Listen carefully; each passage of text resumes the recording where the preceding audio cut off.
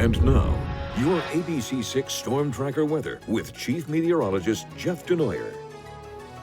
Remember it was hard when we couldn't find rain this summer, and now we just can't turn the faucet off? Well, it's just raining in Providence all night long. Some of the rain heavy at times. Some areas actually that have picked up the most rain have been for portions of southeastern Mass thus far. Temperatures haven't moved, very unexciting. 60s at 5 and 6, and the temperature's pretty much exactly the same now at 11 and will not move the rest of the night. What will move is the wind. South or southeasterly, 10 to 15 now. You think that's not all that impressive, but winds will start to ramp up during the overnight. The strongest winds are still ahead of us after about 2 a.m. That's when gusts get up to about 35, 40, 45 miles an hour. Strongest winds will be at the coast.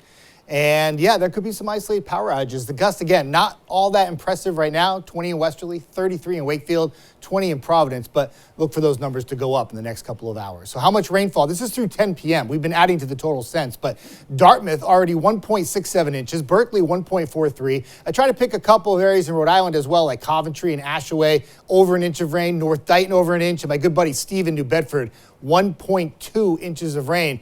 Yeah, that's a soaking rain, and we're not done yet. That's why some of the totals are going to go 2 to possibly 3 inches when this all shuts down sometime by late morning tomorrow. That morning commute tomorrow is going to be a slow one. Combination of wind and rain and leaves falling all over the place. And where those leaves fall on the road, it becomes very slick. Flood watch in effect for Rhode Island, Connecticut, Central Mass. But again, keep in mind, southeastern Mass, you're not in the flood watch, but you've already had some of the highest totals.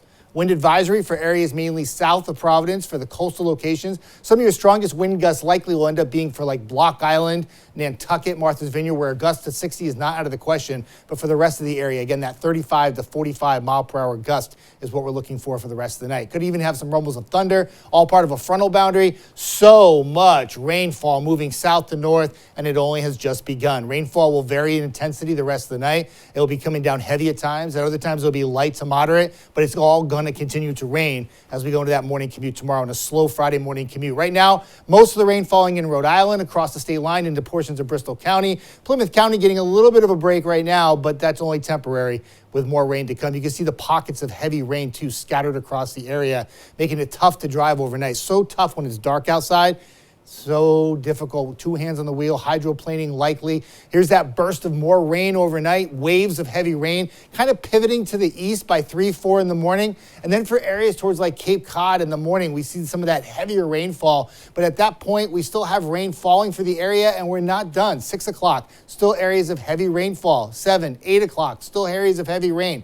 Not until 10 or 11 a.m. does that rain finally lift north of Boston. And by the end of the day, it'll probably pop a little sunshine by about 5 o'clock.